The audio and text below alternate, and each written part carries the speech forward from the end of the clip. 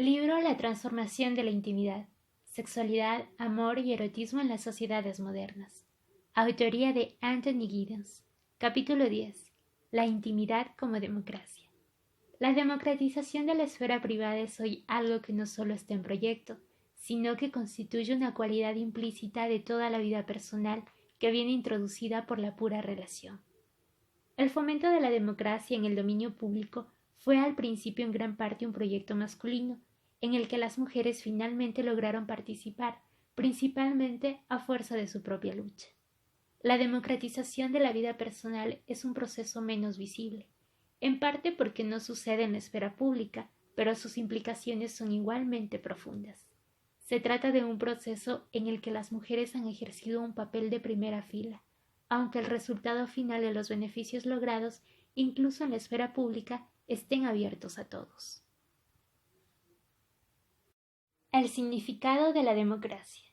Hay que considerar previamente qué significa o puede significar la democracia en su sentido más ortodoxo. Hay un gran debate sobre los rasgos más específicos de la representación democrática, pero aquí no abordaré este tema. Si comparamos los diversos enfoques de la democracia política, como lo ha hecho David Hale, veremos que la mayoría posee diversos elementos en común. Todos están preocupados por consolidar relaciones libres e iguales entre los individuos, de forma que se consigan determinados resultados, a saber: 1. La creación de circunstancias en las que las personas puedan desarrollar sus potencialidades y expresar sus diversas cualidades. Un objetivo clave aquí es que cada individuo debe respetar las habilidades de los demás, así como su capacidad para aprender y fomentar sus aptitudes. 2. La protección respecto del uso arbitrario de la autoridad política y del poder coercitivo. Esto presupone que se pueden negociar las decisiones en cierto sentido por aquellos a quienes afecta, incluso si éstas son tomadas por parte de la mayoría para una minoría. 3. La implicación de los individuos en la determinación de las condiciones de su asociación. En este caso se presupone que los individuos aceptan el carácter razonado y auténtico de los juicios de los demás. 4. La expansión de las oportunidades económicas para desarrollar los recursos disponibles. Aquí se incluye la presuposición de que, cuando los individuos se vean liberados de las cargas de la necesidad física, serán más capaces de lograr sus propósitos. La idea de autonomía une estas aspiraciones diversas. La autonomía es la capacidad de los individuos de reflexionar por sí mismos y de autodeterminarse, deliberar, juzgar, elegir y actuar en diversos modos posibles de acción. La autonomía claramente en este sentido no puede desarrollarse mientras los derechos y las obligaciones políticas estén estrechamente ligados a la tradición y a prerrogativas fijadas, basadas en cierto régimen de propiedad. Una vez disueltas estas, sin embargo, se hizo posible y necesario un movimiento hacia la autonomía. Una preocupación intensa sobre el hecho de que los individuos puedan determinar y regular las condiciones de su asociación es una característica virtual de todas las interpretaciones de la democracia moderna. Las aspiraciones que componen la tendencia hacia la autonomía se pueden resumir en un principio general, el principio de autonomía. Este dice: los individuos deben ser libres e iguales en la determinación de las condiciones de sus propias vidas. Esto es, deben disfrutar de iguales derechos y consecuentemente de obligaciones iguales en la especificación del marco que genera y limita las oportunidades disponibles para los mismos, en tanto que no utilicen este marco para negar los derechos de los demás. Fin de la cita. Encontrado en Hale, Modelos de Democracia, Madrid Alianza, 1993. Página 270. De aquí que la democracia implique no solo el derecho al libre e igual autodesarrollo, sino también la limitación constitucional del poder distributivo. La libertad del fuerte debe quedar restringida, cosa que no supone una negación de toda autoridad. Esto solo llega a ser así en el caso del anarquismo. Anarquismo. La autoridad se justifica solo en el grado en que reconoce el principio de autonomía. En otras palabras, en la medida en que se pueden dar razones defendibles ahora o en el futuro, o en la medida en que la sumisión estimula la actividad ahora o en el futuro. La autoridad constitucional puede ser entendida como un contrato implícito que equivale a un acuerdo que estipula unas condiciones de asociación explícitamente negociadas entre iguales.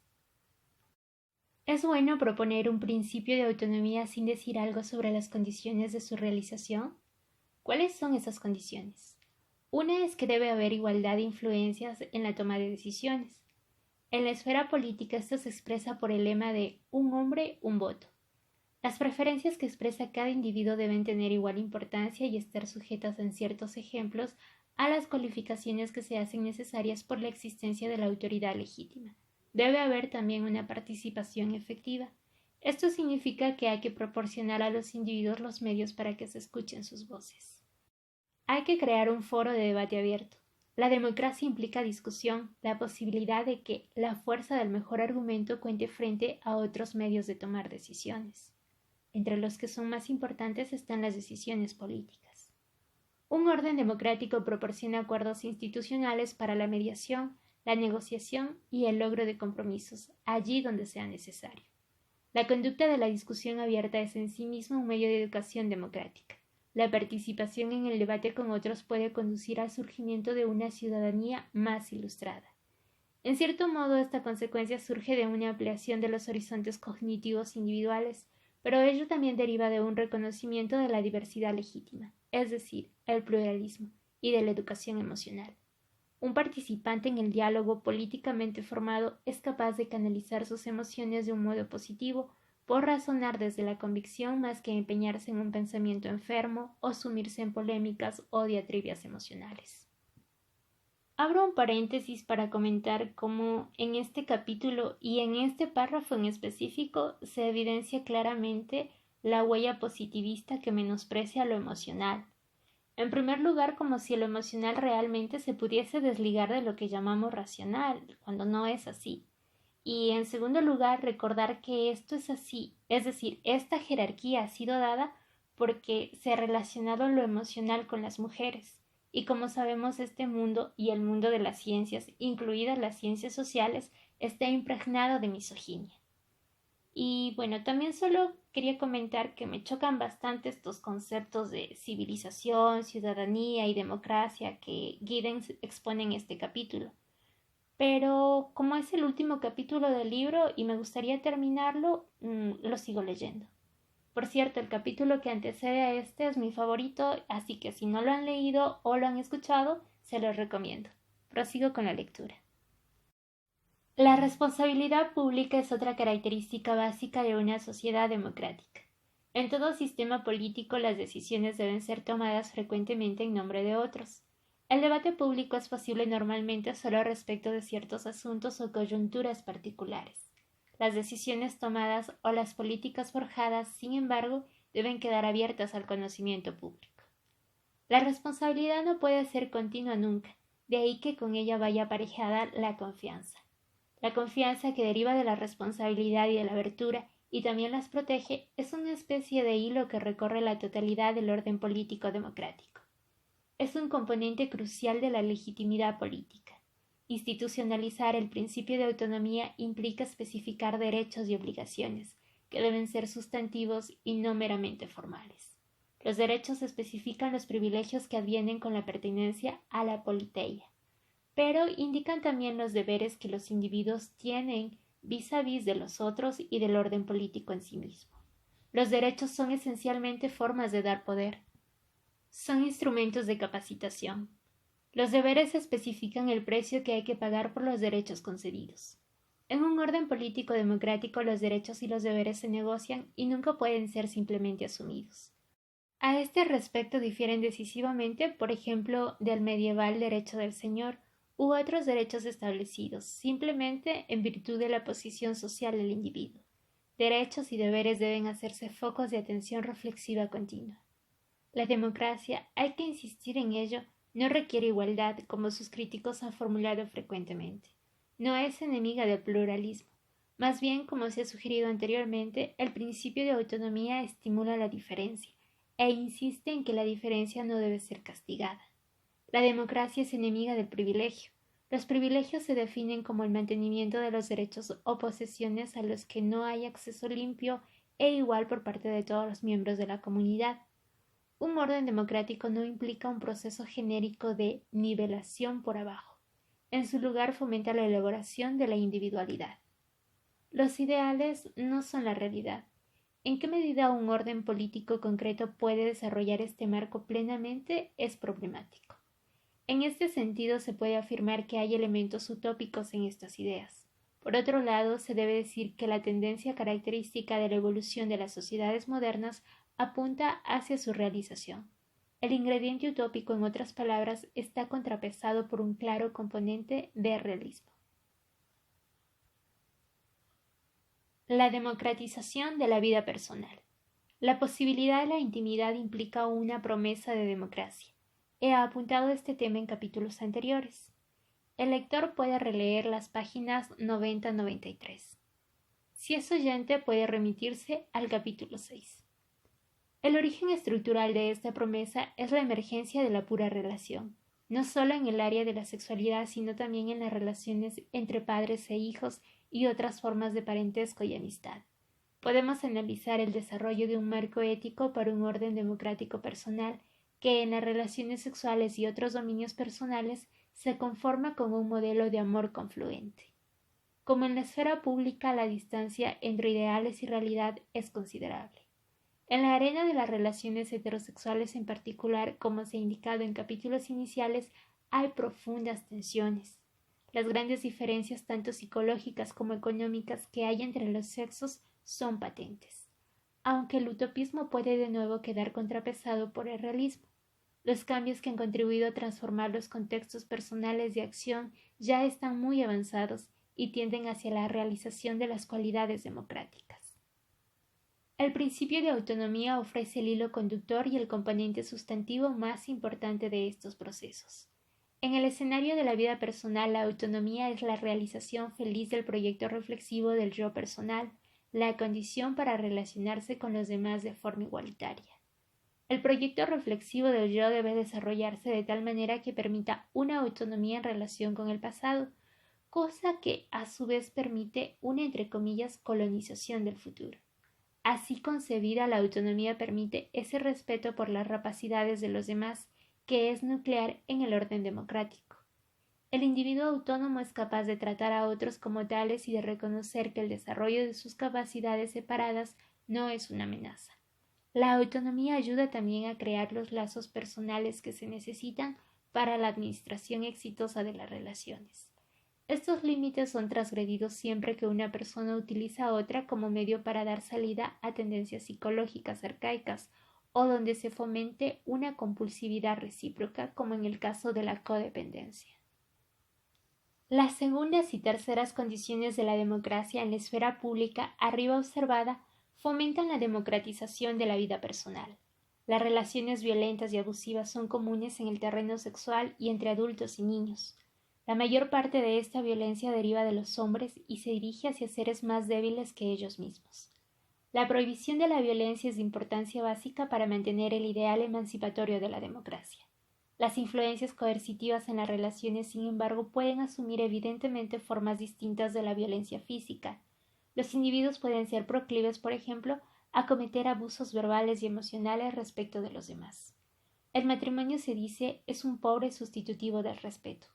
Evitar el abuso emocional es quizás el aspecto más difícil de la nivelación del poder en la relación, pero el principio rector es claramente el respeto de las opiniones y rasgos personales del otro. Abro un paréntesis solo para cuestionar el uso de la palabra débil para el resto de la población que no son los hombres, como lo ha hecho Giddens en este párrafo. Prosigo con la lectura.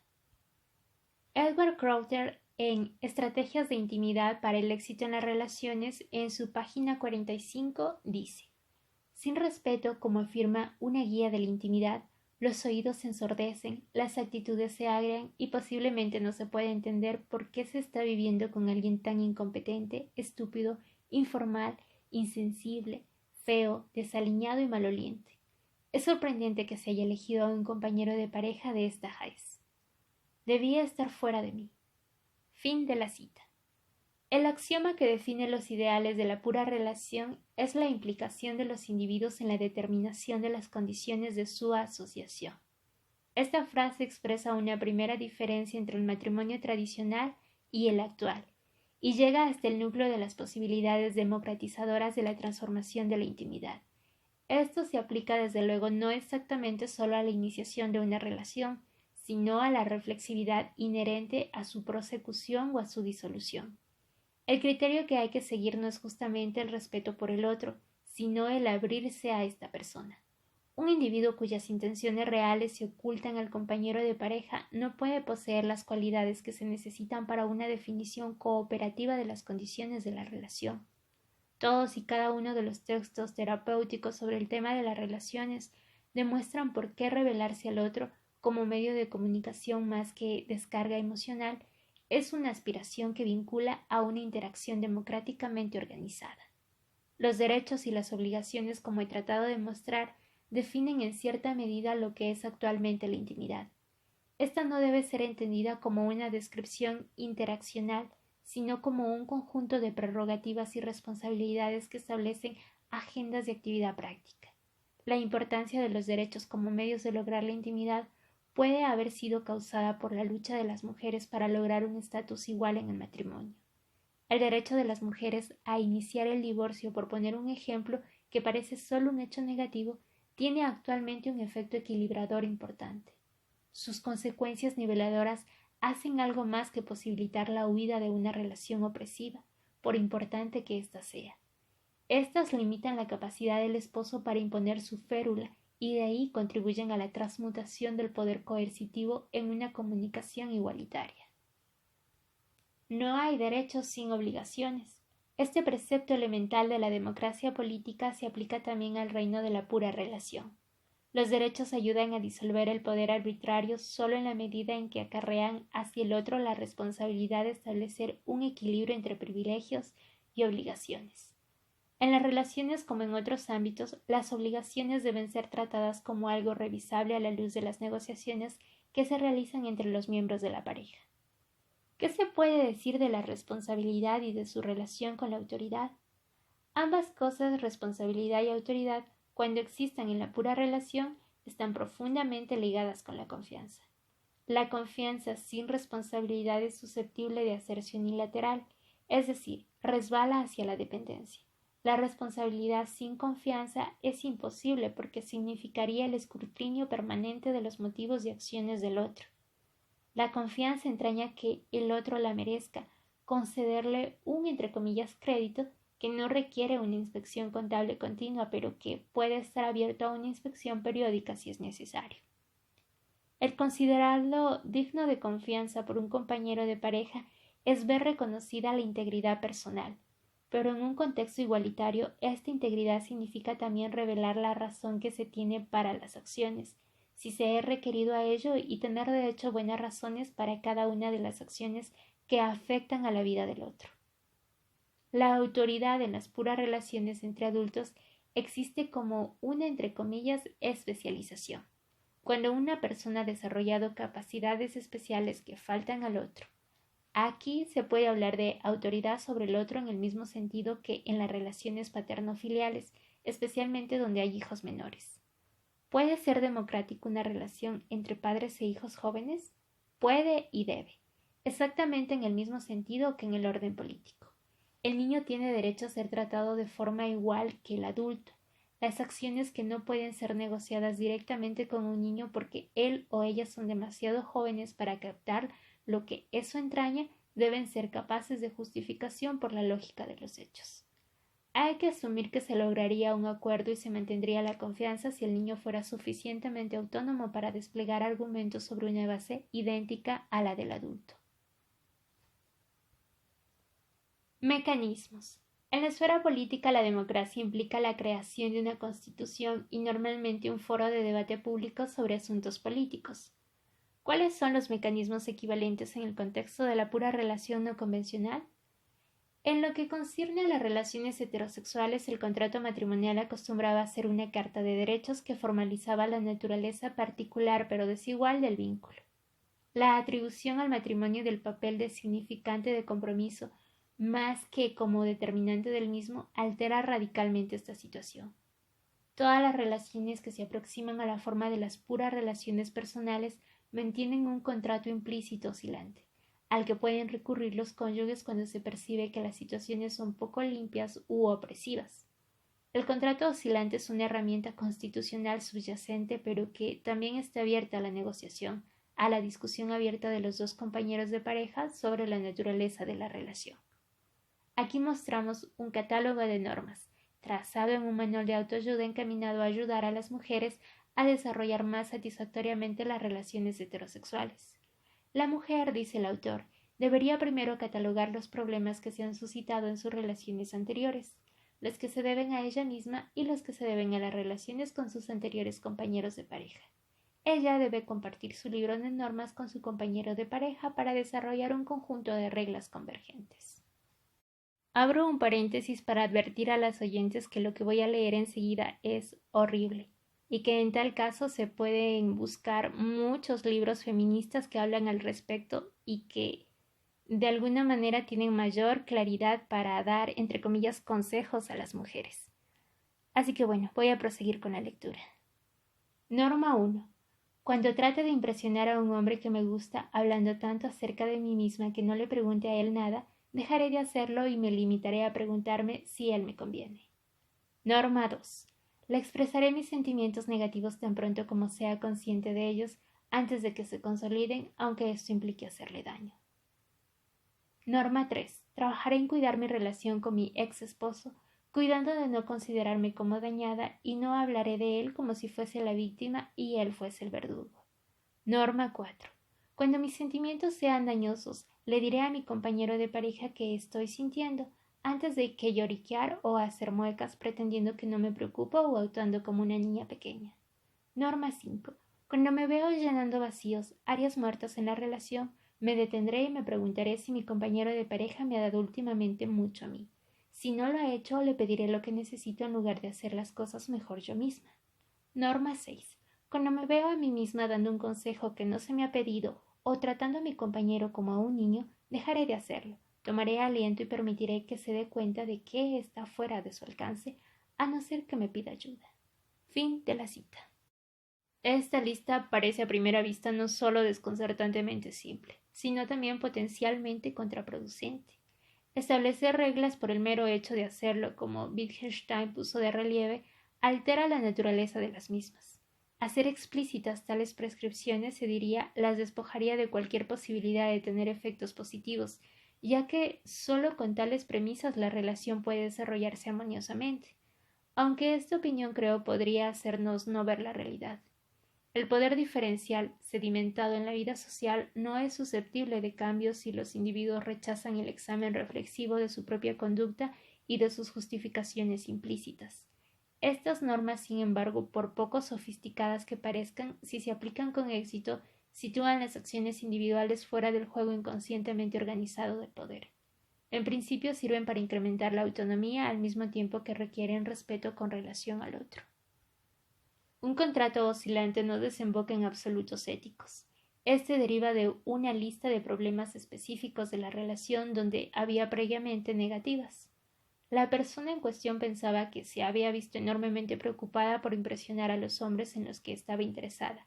Tenía miedo de asustar a sus compañeros de pareja revelándoles sus temores y necesidades. Tendía a actuar como madre suya. Una constitución de esta suerte, desde luego, solo es democrática si se integra con los otros elementos arriba mencionados. Debe reflejar un encuentro de personas autónomas e iguales. El imperativo de la comunicación abierta y libre es la conditio sine qua non de la pura relación. La relación es su propio foro. En este punto venimos a cerrar el ciclo. La autonomía, la ruptura de la compulsibilidad es la condición para el diálogo abierto con el otro. Este diálogo, a su vez, es el medio de expresión de las necesidades individuales, así como el medio por el que la relación se organiza reflexivamente. La democracia es aburrida. El sexo excitante, aunque quizás algunos podrían decir lo contrario. ¿Cómo se aplican las normas democráticas a la experiencia sexual misma? Esta es la esencia de la cuestión de la emancipación sexual. Esencialmente, estas normas separan la sexualidad del poder distributivo, sobre todo del poder del falo. La democratización implicada en la transformación de la intimidad incluye, aunque también lo trasciende, el pluralismo radical. No hay límites a la actividad sexual salvo las incluidas en el principio de la autonomía y las establecidas por las normas negociadas de la pura relación. La emancipación sexual consiste en integrar la sexualidad plástica con el proyecto reflexivo del ego personal.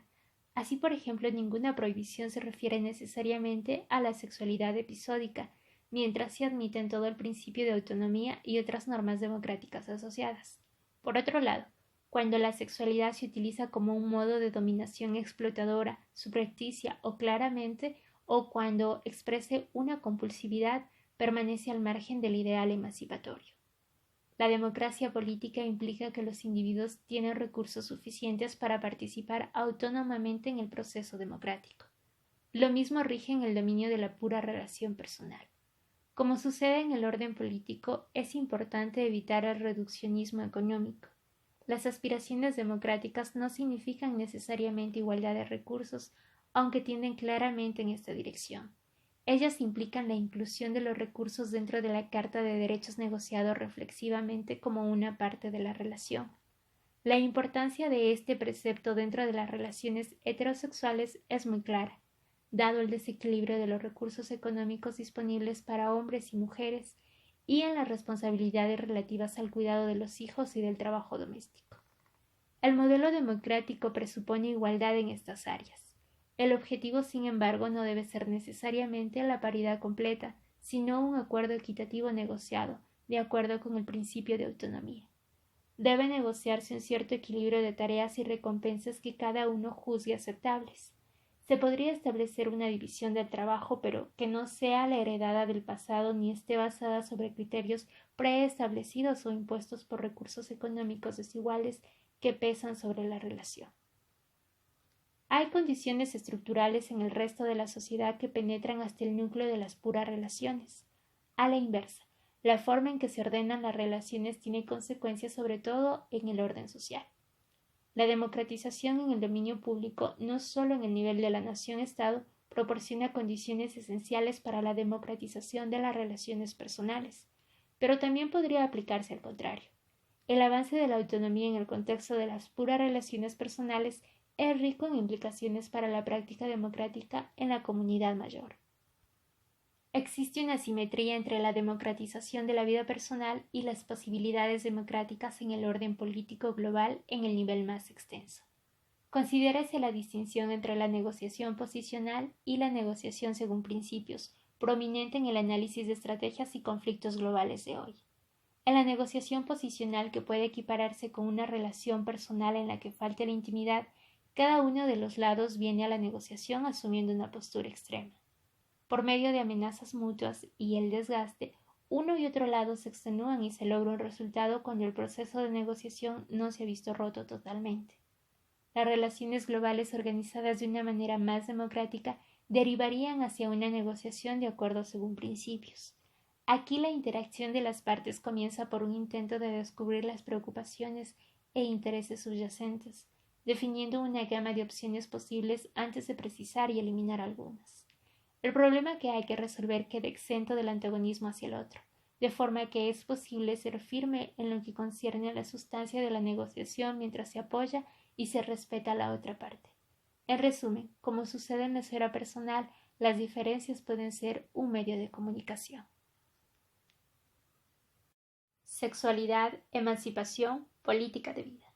Nadie sabe si se desarrollará en un nivel global un marco de instituciones democráticas o si, por el contrario, la política mundial derivará hacia una destructividad que pueda amenazar todo el planeta.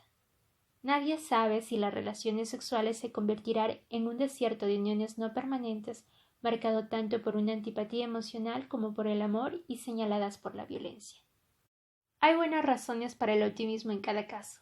Pero en una cultura que ha abandonado el providencialismo, el futuro debe ser elaborado sobre un sustrato de riesgo conocido. La naturaleza abierta del proyecto global de la modernidad tiene un correlato real en el resultado incierto de los experimentos sociales cotidianos que son el lema de este libro. Lo que se puede decir con certeza es que la democracia no es suficiente. La política de emancipación es una política de sistemas internamente referenciales de la modernidad. Está orientada al control del poder distributivo y no puede enfrentarse con el poder en su aspecto generativo. deja a un lado la mayor parte de las cuestiones que plantea el secuestro de la experiencia. La sexualidad tiene la enorme importancia que muestra en la civilización moderna porque es un punto de contacto con todo aquello a lo que se ha renunciado por la segunda técnica que la vida cotidiana ofrece. Su asociación con la muerte ha venido a ser para nosotros tan sorprendente y casi tan impensable como evidente su implicación con la vida. La sexualidad se ha visto aprisionada dentro de una búsqueda de la identidad que la actividad sexual misma puede proporcionar solo momentáneamente. Apoya tu cabeza durmiente, mi amor, sobre mi brazo sin fe. Gran parte de la sexualidad es amor frustrado, predestinado infinitamente a buscar diferencias en la mismidad de la anatomía y de la respuesta física.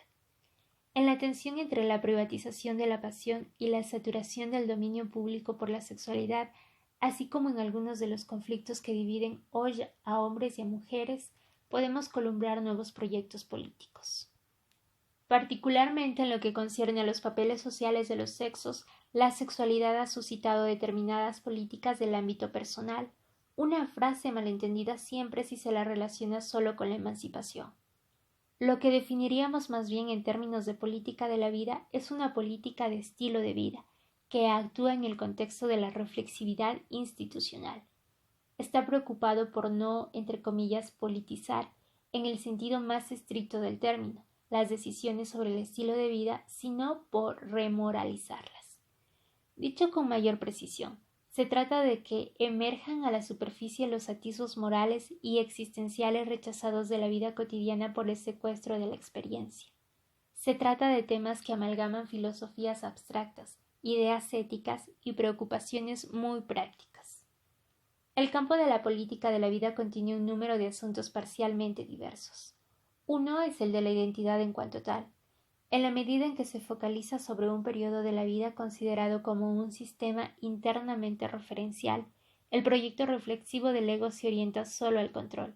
No hay moralidad que sea distinta de la autenticidad. Una versión moderna de la vieja máxima podría ser: sé sincero contigo mismo. Hoy, sin embargo, dada la caducidad de la tradición, la pregunta ¿quién soy yo? Queda sustituida por la de ¿cómo viviré? Aquí se presentan muchas cuestiones, pero en lo que concierne a la sexualidad, la más obvia es la que concierne a la identidad sexual. Cuanto mayor es el nivel de igualdad logrado entre los sexos, se puede pensar que la mayoría de formas preexistentes de masculinidad y feminidad son susceptibles de converger en un modelo andrógino.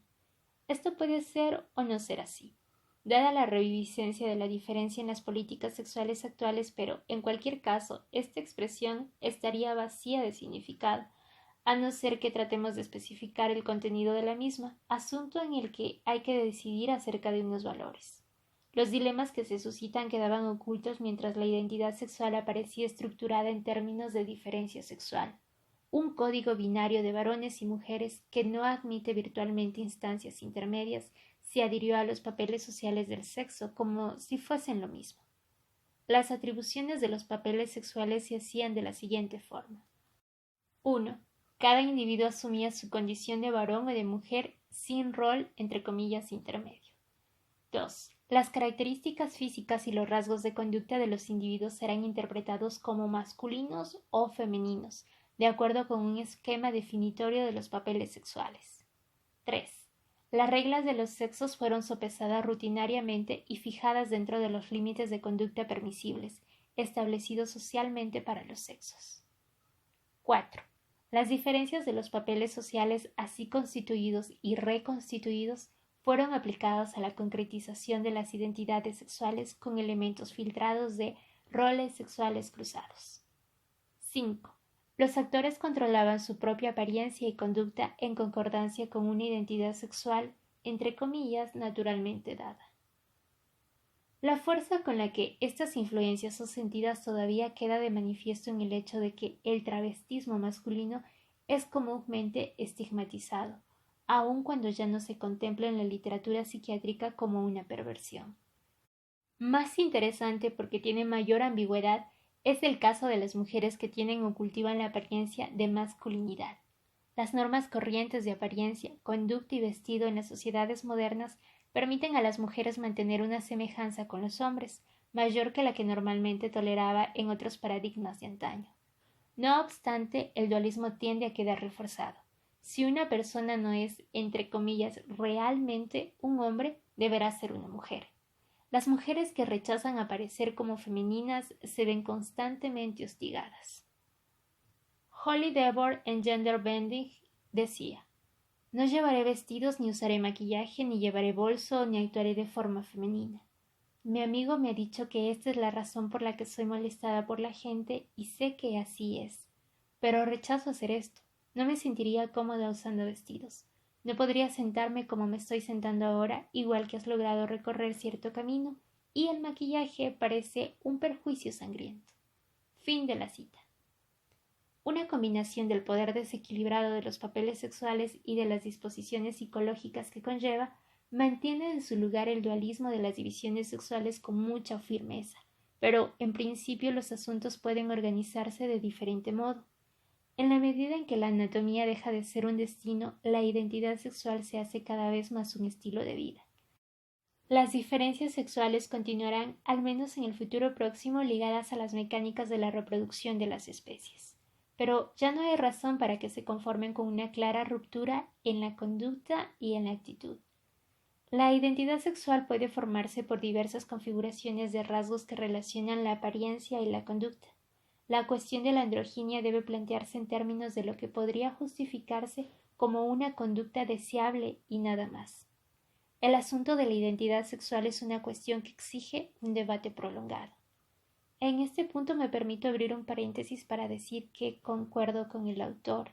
Creo que el tema de la identidad sexual necesita de un debate muy profundo y prolongado, especialmente para las mujeres, puesto que las nuevas tendencias que dentro de los mismos movimientos de resistencias sobre los debates actuales sobre sexo, género e identidad pueden desencadenar en un nuevo sepultamiento e invisibilización de lo que somos, y más aún de lo que implica ser mujer en esta sociedad patriarcal, cuando recién hemos alcanzado este nivel de visibilización de todo lo que implica esto. Así que pienso que hay mucho que perder por juego y creo que hay una necesidad de estudiarlo a fondo, de analizarlo y reflexionarlo a fondo.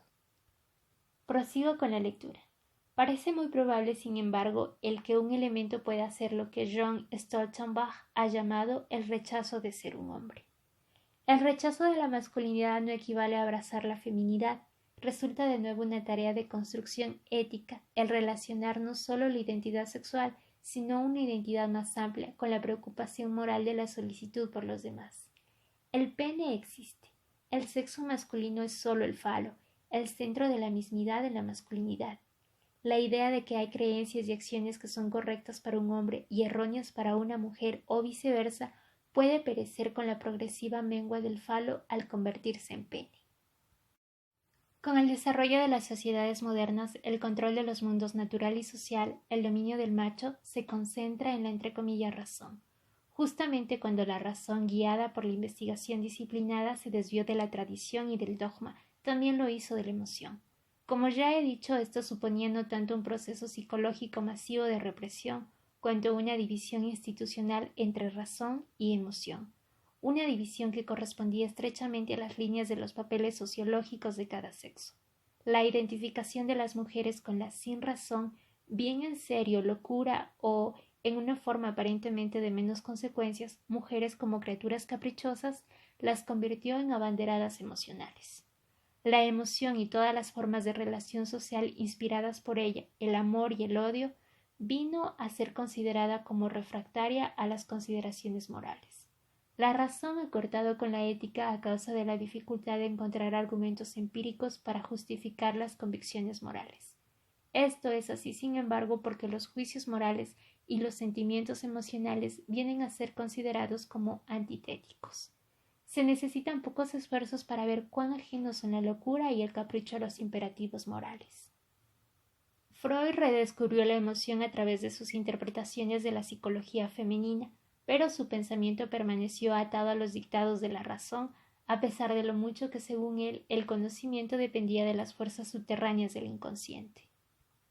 Citándolo, nada molesta los sentimientos, tanto como el pensamiento. Fin de la cita. La emoción es el otro lado de la razón con el incremento de su poder causal. Ninguna conexión se hace entre la emoción y la ética, acaso porque ambas han quedado relegadas. La frase, donde estuvo el id, allí estará el ego, sugiere que la esfera de lo racional puede expandirse sustancialmente. Si existen imperativos éticos, por tanto, habrá que encontrarlos en el dominio público, pero se prueba difícil demostrar su validez y permanecen vulnerables al poder. El amor apasionado fue originariamente una entre otras pasiones. Su interpretación estaba muy influida por la religión.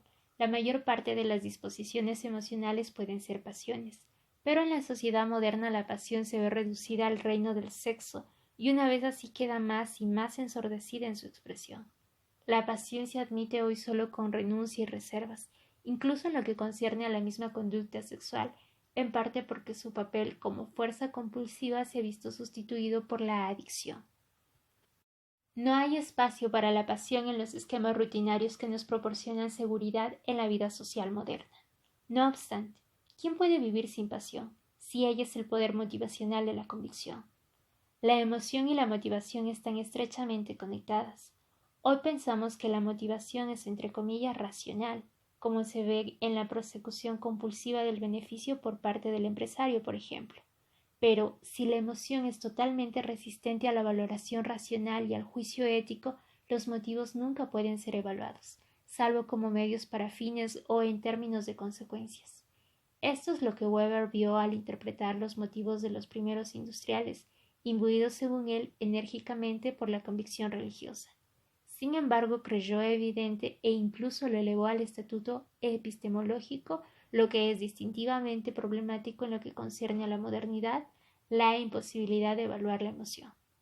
Visto como un asunto político, el problema de las emociones no es el de recuperar la pasión, sino desarrollar líneas directrices éticas para la valoración o justificación de la convicción. El terapeuta dice: mantente en contacto con tus sentimientos. Aunque a este respecto la terapia está en connivencia con la modernidad, el imperativo subyacente sería: evalúa tus sentimientos. Y una demanda tal no puede ser asunto solo de un informe psicológico. Las emociones no son juicios, sino una conducta disposicional estimulada por respuestas emocionales.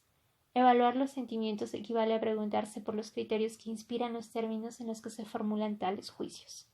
La emoción se convierte en un asunto político de numerosas formas con los procesos recientes de la modernidad.